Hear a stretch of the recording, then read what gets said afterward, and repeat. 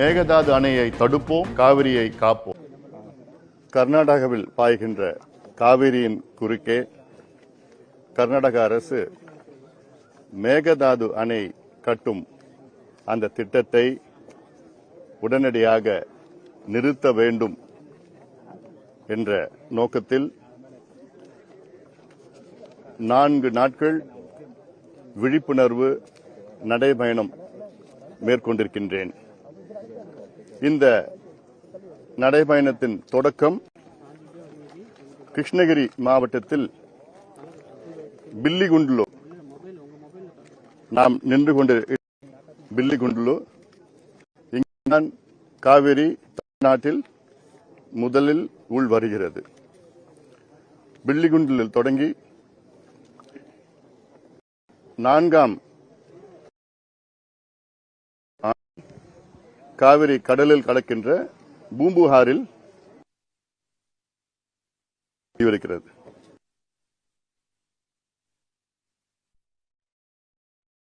மாவட்டங்கள் குறிப்பாக தருமபுரி, சேலம், ஈரோடு, திருப்பூர், கரூர், திருச்சி, தஞ்சை, திருவாரூர், மயிலாடுதுறை போன்ற மாவட்டங்களுக்கு சென்று அனைத்து தரப்பு மக்களை சந்திக்கின்றோம். இந்த நடைபயணம் அனைத்து தமிழ்நாட்டில் உள்ள அனைத்து விவசாய சங்க தலைவர்கள், விவசாய சங்கங்களும் இதற்கு ஆதரவு கொடுக்கின்றனர். இந்த நடைபயணத்தில் அத்துணை தலைவர்களும் ஆங்காங்கே கலந்து கொள்ளிருக்கின்றார்கள். இந்த தொடக்கத்திலே மரியாதைக்குரிய PK தெய்வசிகாமணி அவர்களும், மரியாதைக்குரிய தமிழ்நாடு விவசாய சங்கங்களின் கூட்டமைப்பின் தலைவர் மரியாதைக்குரிய திரு PK தெய்வசிகாமணி அவர்கள், தமிழ்நாடு காவிரி விவசாய சங்க மாநில தலைவர் மரியாதைக்குரிய திரு L பழனியப்பன் அவர்கள், தமிழ்நாடு காவிரி விவசாய சங்கத்தின் கௌரவ தலைவர் திரு ராமதாஸ் அவர்கள், கிருஷ்ணகிரி தமிழக விவசாய சங்கத்தின் தலைவர் ராமகவுண்டர் அவர்கள், இயற்கை விவசாய சங்கத்தின் தலைவர் எழிலன் அவர்கள், தமிழ்நாடு விவசாய சங்க கூட்டமைப்பு பொதுச் செயலர் ஆல்பர்ட் தோனி அவர்கள், தேசிய விவசாய சங்கத்தின் திருவள்ளூர் நரேஷ் அவர்கள் உள்ளிட்ட நம்முடைய பாட்டாளி மக்கள் கட்சியின் பொதுச் செயலாளர் அவர்கள், சட்டமன்ற உறுப்பினர் சௌமியா அன்புமணி அவர்கள், முன்னாள் சட்டமன்ற உறுப்பினர் வெங்கடேசன் அவர்கள், உழவர் பேரியக்கம், தமிழ்நாடு உழவர் பேரியக்கம் தான் இந்த நடைபயணத்தை நடத்துகிறார்கள். உழவர் பேரியக்கத்தின் தலைவர் செயலாளர்கள் திரு ஆலைமணி அவர்களும், முன்னாள் சட்டமன்ற உறுப்பினர் திரு வேலுச்சாமி அவர்கள் மற்றும் இங்கே வருகை தந்திருக்கின்ற முன்னாள் நாடாளுமன்ற உறுப்பினர் செந்தில் அவர்கள், பாரிமோகன் அவர்கள், முன்னாள் சட்டமன்ற உறுப்பினர்கள், அரசாங்கம், மாவட்ட செயலர் உள்ளிட்ட அனைத்து நிர்வாகிகளும் இங்கே இந்த தொடக்க விழாவில் கலந்து கொண்டிருக்கிறார்கள். நம்முடைய நோக்கம் கர்நாடகாவிலே மேகதாது அணை அங்கே கட்டக்கூடாது. இது இயற்கைக்கு எதிரானது, சுற்றுச்சூழலுக்கு எதிரானது, சூழியலுக்கு எதிரானது, தமிழ்நாட்டுக்கு எதிரானது, தமிழ்நாடு விவசாயத்திற்கு எதிரானது, தமிழ்நாடு வாழ்வாதாரத்திற்கு எதிரானது. தமிழ்நாட்டினுடைய உயிர் நாடியே காவிரி தான். இந்த காவிரி ஆற்றை நம்பி தமிழ்நாட்டில் உள்ள கிட்டத்தட்ட 5.5 கோடி மக்கள் இருக்கின்றார்கள். 8 கோடியில 5.5 கோடி மக்கள் காவிரியை நம்பியிருக்கின்றார்கள், குடிநீர் மற்றும் விவசாயத்தை. இதில் கிட்டத்தட்ட 11 மாவட்டம் காவிரியை நம்பியிருக்கிறது விவசாயத்திற்கு. இப்படி திடீரென்று ஒரு மேகதாது அணையை முதல் மடை மாநிலம் கர்நாடகாவிலே நாங்கள் கட்டுவோம் என்று துடித்துக் கொண்டிருக்கின்றது கர்நாடக அரசு. குறிப்பாக DK சிவகுமார் அவர்கள் முதலமைச்சராக வந்த பிறகு வேகமாக அந்த திட்டம் நிறைவேற்ற வேண்டும் என்று அங்கே அந்த திட்டத்தை நகர்த்தி கொண்டிருக்கின்றார்கள். இந்த திட்டம் நிறைவேறினால் தமிழ்நாட்டுக்கு மிகப்பெரிய ஒரு பாதகம் வரும். அதாவது காவிரி பிரச்சனை என்பது ஏதோ திடீரென இந்த பிரச்சனை கிடையாது. கிட்டத்தட்ட 200 ஆண்டுகளாக இருக்கின்ற பிரச்சனை. அந்த காலத்தில் மெட்ராஸ் மாகாணம், அப்புறம் அது இல்லாமல் மைசூர் சமஸ்தானம், மைசூர் மகாராஜா, மைசூர் அதனாலதான் முதல் ஒப்பந்தம் 1892 மெட்ராஸ் மாகாணமும் மைசூர் சமஸ்தானமும் போட்ட ஒப்பந்தம் போட்டிருக்காங்க. அந்த ஒப்பந்தம் சரியான முறையிலே கடைபிடிக்கவில்லை என்று 1924 இரண்டாவது ஒப்பந்தம் போடப்பட்டது. அந்த இரண்டாவது ஒப்பந்தத்தின்படி மேட்டூர் அணை நாம் கட்டிக்கொள்ளலாம், கிருஷ்ணராஜசாகர் அணை கர்நாடகா கட்டிக்கொள்ளலாம். அந்த பகுதியில் கட்டிக்கொள்ளலாம் என்றுதான். அவ்வளவுதான். அதன் பிறகு அந்த ஒப்பந்தம் 50 ஆண்டுகளாக அந்த ஒப்பந்தம் இருந்தது. 1974 அந்த ஒப்பந்தம் புதுப்பிக்கவில்லை. அப்பொழுது அந்த நேரத்திலே அது புதுப்பிக்குவதற்கு முன்பாக கர்நாடகா நம் அனுமதி இல்லாமல் 3 அணைகளை கட்டினார்கள். ஹேமாவதி, ஆரங்கி, கபினி, சுவர்ணாவதி அதுக்கு முன்பு கட்டிட்டாங்க. இப்போ ஒவ்வொரு முறையும் கர்நாடகா தமிழ்நாட்டுக்கு பாதகமாக செயல்பட்டு இப்போ மேகதாது அணையை நாங்கள் கட்டுவோம் என்று சொல்கிறார். மேகதாது அணை கட்டினால், அதாவது இப்ப நீங்க நம்ம இன்னைக்கு ஜூலை 1ஆம் தேதி நம்ம இருக்கிறோம். இதான் பில்லிகுண்டுல. இந்த பில்லிகுண்டுல காவிரி தமிழ்நாட்டுக்கு உள்ள வர இடத்துல இதான் மெஷர் பண்ணுவாங்க. இந்த பகுதியில் அங்கதான் நின்று மெஷர் பண்ணுவாங்க, அளவெடுப்பாங்க எவ்வளவு தண்ணி உள்ள வருதுன்னு. நம்ம காவிரியில படுகையில நின்றுட்டு இருக்கிறோம். ஜூலை 1ஆம் தேதி இப்போ அவ்வளவு தண்ணி, கரையில தண்ணி போயிட்டு இருக்கோம். உள்ள நம்ம நிக்க முடியாது. நம்ம காவிரி ஆத்துல நடுவுல நின்றுட்டு இருக்கோம். இப்ப வர தண்ணி எல்லாமே கர்நாடகாவில் இருக்கிற கழிவு நீர் தான் வருது.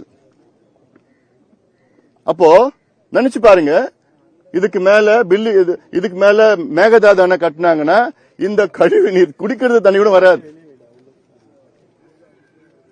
ஒவ்வொரு வருஷமும் ஜூன் 12ஆம் தேதி குறுவை சாகுபடிக்காக மேட்டூர் அணையை திறப்பாங்க.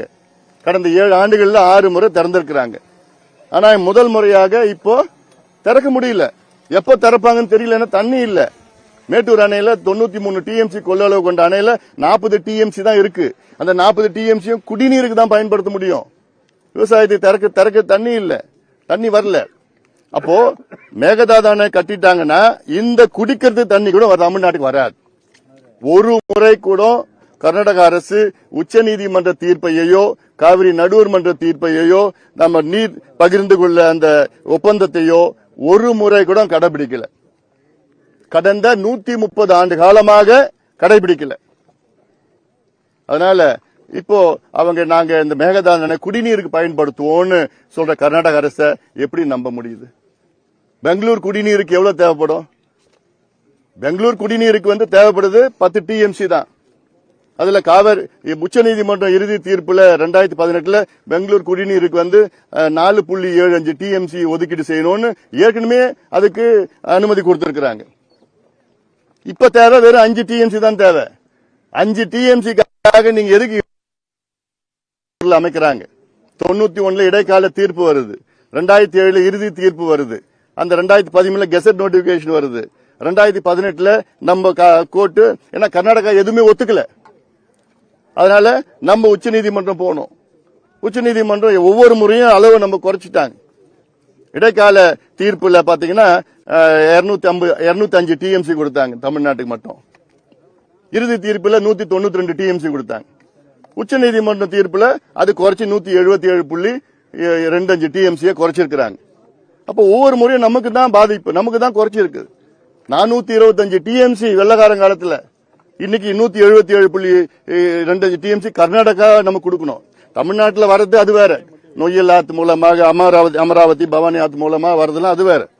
காவிரி நம்ம கொடுக்கணும். அதனால இந்த மேகதாது அணை கட்டினாங்கன்னா நமக்கு பாதிப்பு. கர்நாடக அரசு தவறான கருத்துக்களை சொல்லிட்டு வராங்க. 2வது, இவங்க குடிநீருக்குன்னு சொல்லிட்டு நாளைக்கு பாசனத்துக்கு அந்த தண்ணியை பயன்படுத்தினாங்கன்னா நம்மளால ஏதாவது செய்ய முடியுமா? கேட்க முடியுமா? ஒன்னும் கேட்க முடியாது, சண்டை போட முடியாது. ஏன்னா கடந்த காலத்துல உச்ச நீதிமன்றம் தீர்ப்பு வழங்கி தமிழ்நாட்டுக்கு உடனடியாக 11 டிஎம்சி தண்ணியை உடனடியாக திறக்கணும்னு சொல்லியும் உச்ச நீதிமன்றம் சொல்லியும் கர்நாடகா கேட்கல. பிறகு உச்ச நீதிமன்றம் பிரதமர் அவர்கிட்ட வலியுறுத்தி நீங்க ஒரு கூட்டத்தை போட்டு தண்ணி திறந்து விட சொன்னீங்கன்னு பிரதமர் நரசிம்மராவ் அவர்கள் காலத்துல அவர் சொல்லியும் இங்க கேட்கல. நடுவர் மன்றம் தீர்ப்பும் கேட்கல, ஒப்பந்தத்தையும் மதிக்கல. பிறகு இவங்க எப்படி இதை நீங்க பயன்படுத்துவாங்கன்னு. அதனால அது ஒண்ணு. 2வது, மேகதாது அணை என்பது கிட்டத்தட்ட 12,500 ஏக்கர் வனப்பகுதியை, காட்டை அழித்து கட்டுகின்ற அணை அது. நம்ம நின்றுட்டு இருக்கோம்ல, இதெல்லாம் இது போன்ற காடுகள். இங்கிருந்து மேகதாது இங்கிருந்து 4 கிலோமீட்டர் தள்ளி தான். பில்லிகுண்ட்ல இருந்து 4 கிலோமீட்டருக்கு வடக்குல போனோம், அங்கதான் மேகதாது. இது போன்ற வனப்பகுதி தான். அந்த மரங்கள்லாம் பாருங்க, இந்த மரம்லாம் கிட்டத்தட்ட 100 ஆண்டுகள் பழமையான மரங்கள். இப்படிப்பட்ட மரங்களை அழிச்சு காட்டை அழிச்சு கட்ட டேம் தான் மேகதாதான இன்னைக்கு இருக்குது. அதாவது இது வந்து என்வாயர்மெண்டல் டிசாஸ்டர், இது சூழியல் பேரிடர். ஏன்னா இவ்வளவு பெரிய காடு 12,500 ஏக்கர் காடு பாத்தீங்கன்னா காவிரி வைல்ட் லைஃப் சாங்சுரின்னு ஒன்னு இருக்கு. காவிரி வனவிலங்கு சரணாலயம் இல்ல, அது புலிகள் சரணாலயம் இருக்கு. யானைகள் புலிகள் இருக்கு, அல்ல எல்லா வனவிலங்குகளா இருக்கு, அல்ல அரிய வகை வனவிலங்குகளா இருக்கு. 4 கொம்பு மான் இருக்குங்க, வேற எங்கேயுமே இல்ல. அதுல ஆத்துல பாத்தீங்கன்னா அந்த மகாசீர் மீன் ஒன்று இருக்கு, ஹம்பேக் மகாசீர் மீன். இது வேற எங்கேயுமே உலகத்துல வேற எங்கேயும் கிடைக்காது, இங்கதான் இருக்குது. அதுல இதெல்லாம் அழிச்சு நாங்க டேம் கட்டு வரோம் சொல்லிட்டு இருக்கிறாங்க. அதுல அதனால இதை ஒருபொழுதும் விடக்கூடாது. இன்னொன்னு, இது சூழியல் நிபுணர்கள் என்வாயர்மெண்டலிஸ்ட்லாம் இது எல்லாருமே கர்நாடகாவில் இருக்கிற என்வாயர்மெண்ட்ஸ்லாம் இதுல எதிர்க்கிறாங்க. கூடாது, இது பிரச்சனை வரும். இவ்வளவு பெரிய காட்டு அழிச்சு ஒரு டேம் கட்டுறாங்கன்னா அது ஏற்றுக்கொள்ள முடியாது. நம்ம காடு அது. ஏன்னா பாரிஸ் ஒப்பந்தத்தின்படி நம்ம காடுகள்லாம் வந்து அதிகப்படுத்தணும். அந்த ஒப்பந்தத்தில் நம்ம கையெழுத்து போட்டிருக்கோம். சர்வதேச பல ஒப்பந்தத்தில் நம்ம கையெழுத்து போட்டிருக்கோம். இன்டர்நேஷனல் பயோடைவர்சிட்டி ஆக்ட் எல்லாம் இருக்குது, அதுல கையெழுத்து எல்லாம் போட்டிருக்கோம் நம்ம. அப்போ ஒரு காடு இவ்வளவு பெரிய காட்டை அழிச்சு பண்றதுலாம் அது முடியாது. ரெண்டாவது, இங்க மேகதாது பக்கத்துல இவ்வளவு பெரிய டேம் கட்டினாங்கன்னா நாளைக்கு இது சம்பந்தமா பெங்களூர் நகரத்துல பூகம்பம் கூட வரதுக்கு வாய்ப்பு இருக்குன்னு நிபுணர்கள் சொல்றாங்க. பெங்களூர் சிட்டியில எர்த்குவேக் வரும்னு சொல்றாங்க. இது வந்து எல்லாத்துக்கும் தான் பாதிப்பு. சைனாவில் 3 கார்ஜஸ் டேம் கட்டினாங்க, உலகத்திலே பெரிய அணை. அதை கட்டின பிறகுதான் சுத்தி இருக்கிற பகுதியில் அதிக அளவில் பூகம்பம் வந்திருக்கு. இவ்வளோ பிரச்சனைகள் வர இருக்கிற இதுல நாங்க கட்டியே ஆகுவோம். ஏன்னா DK சிவகுமார் அவர்களுடைய தொகுதி கனகாபுரம், இந்த பகுதி மாண்டியா மாவட்டம். 2028 பிப்ரவரி மாசம் தேர்தல் வருது கர்நாடகாவில். அது தேர்தலுக்காக மக்களை திசை திருப்பி மக்களை திரட்டி கன்சாலிடேட் பண்ணி அது வெற்றி பெறணும்.